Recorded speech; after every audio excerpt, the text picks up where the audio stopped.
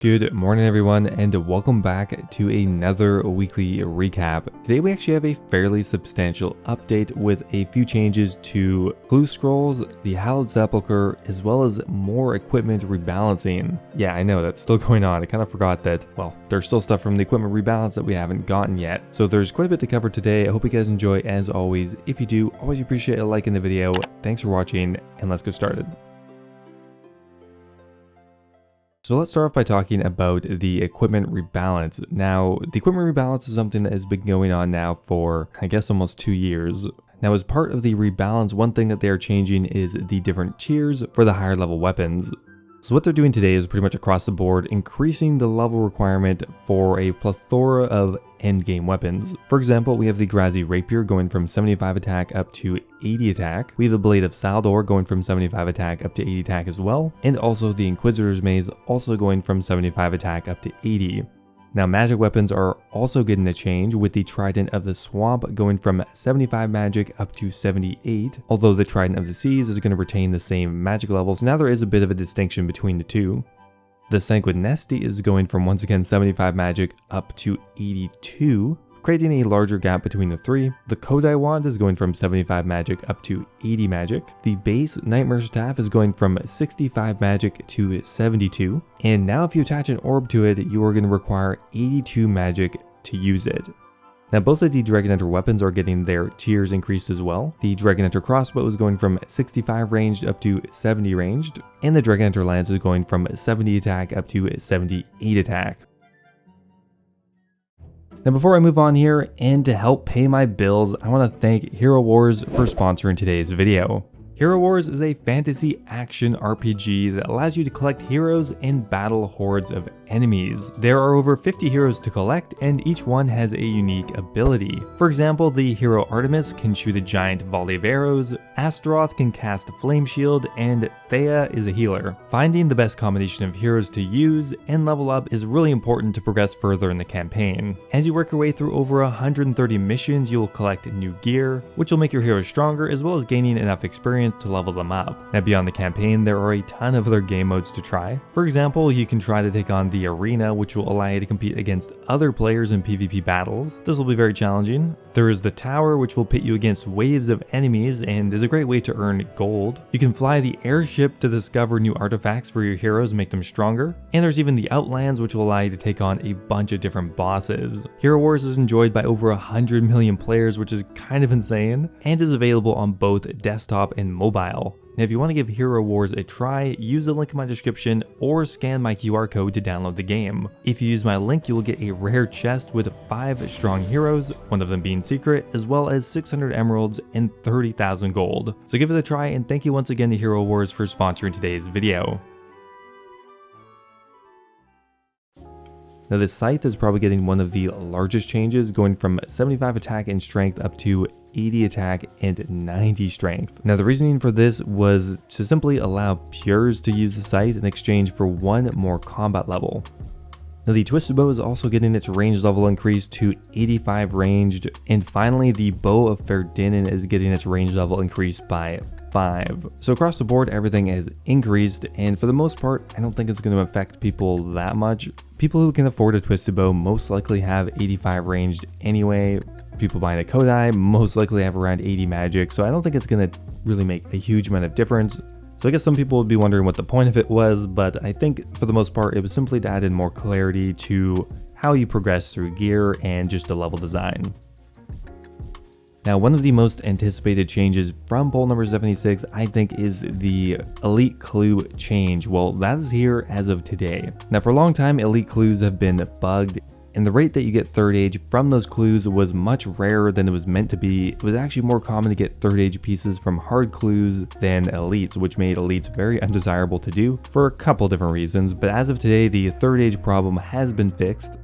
So the rate has been adjusted to fit proportionally between hard clues and master clues.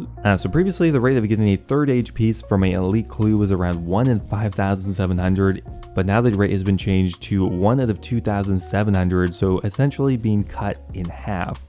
Now this also has affected existing elite caskets, which means if you have a bunch stacked up in your bank, you can now open them and take advantage of the new rates. Now another clue change that has come alongside the elite clue change is actually to the Hallowed Sepulchre. Now previously the Hallowed Sepulchre did not provide any clue drops, but as of today that has now changed. For every floor completion there's now a chance that you will receive a clue scroll in lieu of a item drop. Now the clues are going to come from the coffins at a few different rates. Floor 1 will provide easy clues at a rate of 1 out of 150. Floors 2 and 3 will provide medium clues at a rate of 1 out of 50 and then 1 out of 25. The 4th floor will provide hard clues at a rate of 1 out of 50. In the 5th floor and the Grand Coffin will provide elite clues at a rate of 1 out of 60 and 1 out of 30. So if you have 92 agility and you're doing all of the coffins, you're actually going to get elite clues pretty frequently. And while it might not be the meta way to get them, I think it'll be a fairly decent way to get elite clues while also making a ton of money on the side. So do expect this to be actually pretty popular. Now like I mentioned earlier, you are going to get the clues instead of an item, and that wasn't specifically mentioned before. The only item that will take precedence over a clue drop is the Ring of Endurance, so that's good. But the GP per hour will be affected slightly from the clue drops. Now today we've also received a change to free-to-play. The Brandton staff and the Brandton essence is now a free-to-play item and obtainable in free-to-play. So if you've ever wanted to try to escape free-to-play, now is the time to do it. Try to go kill a Brandton and see if you can nab yourself an essence, because right now they are worth 14 mil. Kind of surprising to me actually, the essence went up so much. But if you do manage to nab that from Brandton, that's like 2 or 3 bonds. And is a perfect way to eject yourself from the free-to-play game mode. And beyond that, there are a few other changes from this poll blog. The magic defense on the V-Shield has been boosted by 5. Alongside it has been stripped of its negative magic and ranged attack bonuses, actually making it a more viable offhand shield. And finally, the smoke overlay and the desert smoke dungeon can now be toggled off for those who go there. So that is it for all of the major game changes today.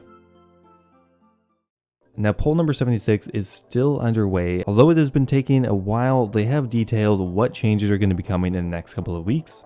Next week we're going to get the following things from poll number 76.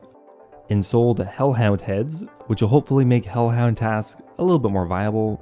Increased visibility in the fight caves. A fairy ring teleport on the Isle of Souls, because that place is absolutely massive. Soul Wars to be playable on every world, alongside having a buy X option.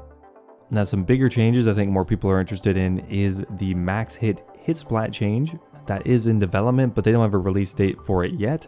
As well as the changes to the pet system, allowing you to always reclaim pets even if they're lost, and to add an extra layer of safety to the whole pet system. Once again, that's in development, but they don't have a release date for it yet. Now finally, a few other things that aren't in development yet but will be soon are Poison Dynamite, Baba Yaga house camera options, clan hall changes, and notifications for item retrieval services. Now probably one of the biggest updates of the week is to the Jagex launcher. As of today, you can now install Runelite and officially launch it through the Jagex launcher. Now this is super important for a whole host of reasons, but the number one reason is that Jagex is now 100% fully endorsed Runelite.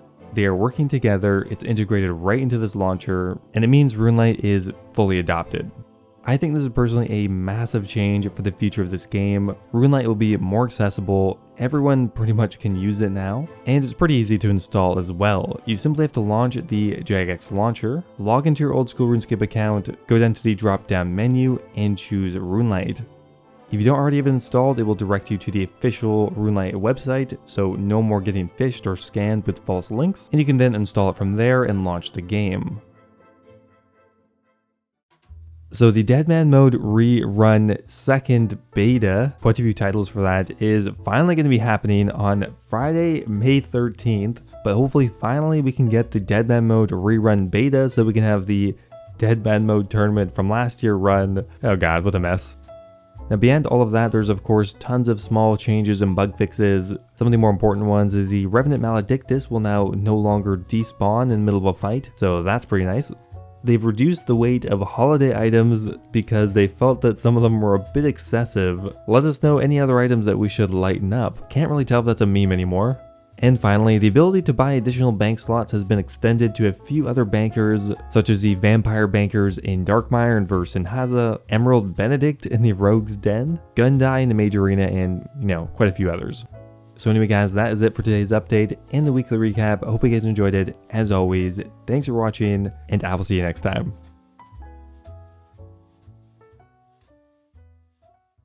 Now before I go here, I want to give a giant thank you to all of my members over on YouTube. Thank you so much to Nello, Alejandra, The Hybrid, and Kush Patel for all being subscribed to the Dragon tier. Really, I appreciate it so much. Also a giant thank you to Kaitin987, Mexose, Basstich, MDM001, and yoyosup89 for being subscribed to the Runelite tier. Appreciate you guys as well. As always, if anyone's looking for a direct way to support me, YouTube membership is the best way to do so. You'll get immortalized in all of my future videos, you can get a custom role on my Discord server, and you'll even know when all my videos are coming out. Thanks again, and I'll see you next time.